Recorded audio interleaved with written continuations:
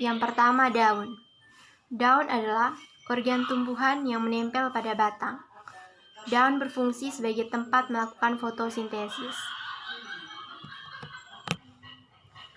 Daun dapat dibedakan menjadi dua, yaitu dikotil dan monokotil.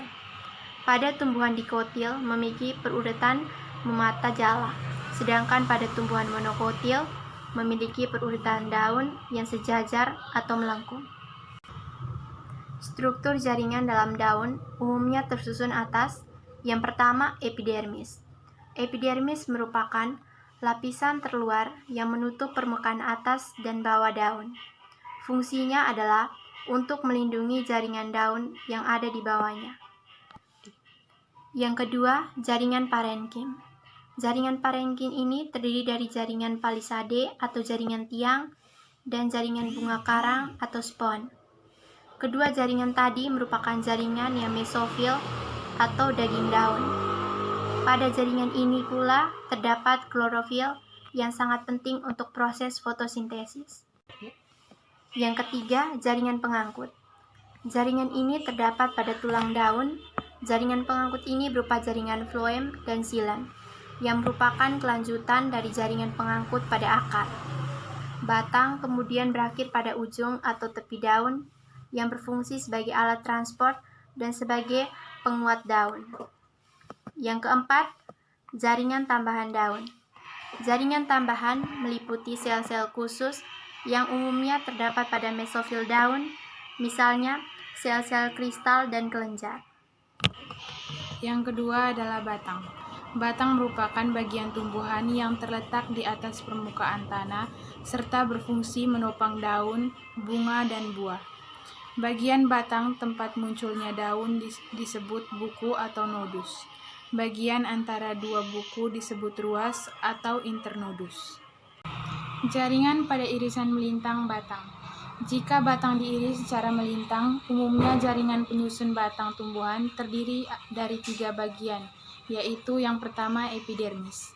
Epidermis merupakan jaringan pada batang yang terdiri dari selapis sel yang tersusun rapat tanpa ada ruang antar sel. Pada dinding luarnya terdapat kutikula yang berfungsi untuk melindungi batang dari kehilangan air yang terlalu besar. Tumbuhan yang telah berumur tua, fungsi jaringan primer digantikan oleh kambium. Kambium ini melakukan pertukaran gas melalui celah yang disebut lentisel. Yang kedua, korteks. Merupakan jaringan pada batang yang terdiri dari beberapa lapis sel parenkim yang tidak teratur dan berdinding tipis, serta mempunyai banyak ruang antar sel. Pada jaringan ini, terdapat kolenkim dan sklerenkim yang berfungsi sebagai penyokong tubuh tumbuhan. Yang ketiga, silinder pusat atau stele. Bagian dalam stele terdapat sel parenkim dan berkas pengangkut. Parisikel terletak setelah jaringan endodermis dan mengelilingi berkas pembuluh batang, serta berfungsi sebagai pemberi kekuatan pada batang. Berkas pengangkut terletak pada bagian dalam parisikel. Berkas pengangkut terbagi dua, yaitu xilem dan floem. Xilem dan floem pada tumbuhan herba membentuk berkas pembuluh tersendiri yang terbentuk lingkaran. Xilem berada di sebelah dalam floem. Jaringan pada irisan membujur batang. Jika batang diiris secara membujur, terlihat daerah titik tumbuh pada batang yang terdiri atas 3 kelompok sel pemula sebagai pembentuk jaringan-jaringan pada batang. Jaringan pembentuk batang tersebut terdiri atas yang pertama, dermatogen, yaitu jaringan yang nantinya akan membentuk jaringan epidermis. Yang kedua, periblem, yaitu jaringan yang nantinya akan membentuk jaringan korteks.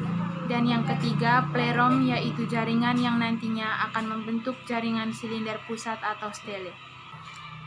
Struktur jaringan batang tumbuhan dikotil.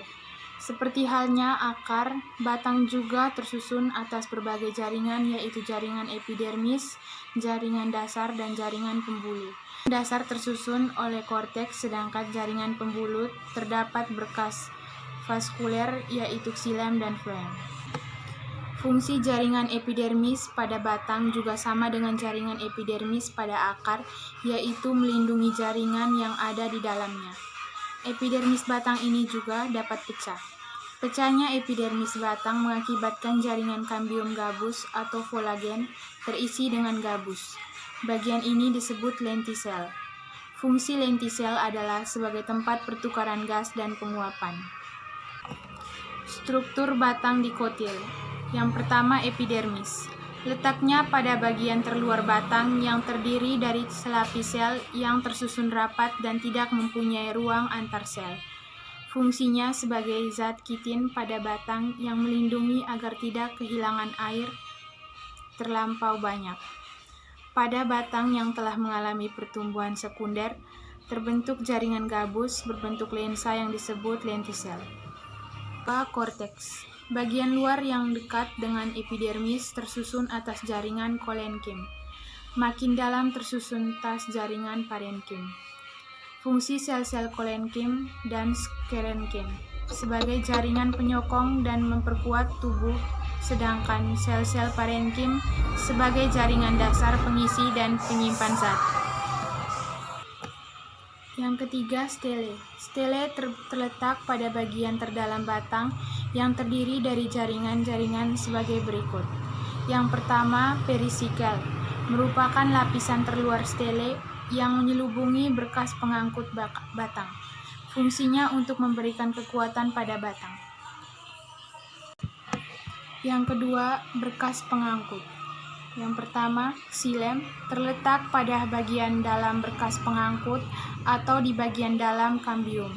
Yang kedua, floem, terletak pada bagian dalam perisikel, bagian luar berkas pengangkut atau di bagian luar kambium. Yang ketiga, kambium. Kambium yang terletak di antara berkas pengangkut dan parenkim disebut kambium fasikuler. Kambium yang terletak di antara dua berkas pengangkut disebut kambium interfasikuler. Yang keempat, empulur. Empulur merupakan parenkim yang terdapat di tengah-tengah stele, juga terdapat di sekitar kelompok-kelompok ikatan pembuluh berbentuk jari-jari. Disebut jari-jari empulur. Sel-sel jaringan empulur segaris dengan kambium fasikular berubah menjadi kambium. Berikut perbedaan xilem dan floem. Yang pertama, xilem terbuat dari sel mati, sedangkan floem terbuat dari sel hidup. Yang kedua, xilem berdinding sel tipis, sedangkan floem tebal. Yang ketiga, dinding sel xilem terbuat dari lignin, sedangkan dinding sel floem terbuat dari selulosa. Yang keempat, permeabilitas dinding sel xilem adalah impermeabel, sedangkan pada floem adalah permeabel. Yang kelima, pada xilem terdapat tidak sitoplasma, sedangkan pada floem terdapat sitoplasma. Yang keenam, fungsi xilem adalah mengangkut air dan unsur hara mineral dari akar ke daun, sedangkan floem berfungsi mengangkut hasil fotosintesis ke seluruh tubuh tumbuhan. Yang ketujuh, arah aliran xilem ke atas, sedangkan pada floem ke atas dan ke bawah. Yang kedelapan, jaringan yang menyertai xilem adalah jaringan serabut, sedangkan pada floem adalah jaringan sel pengirim.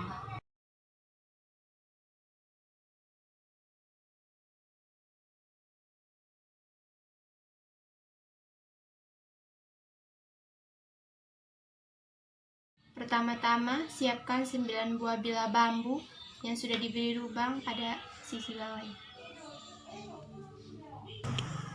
Di sini kami menggunakan daun lontar yang sudah digunting, bentuknya seperti ini. Selanjutnya, rekatkan daun lontar yang sudah digunting tadi pada bilah bambu.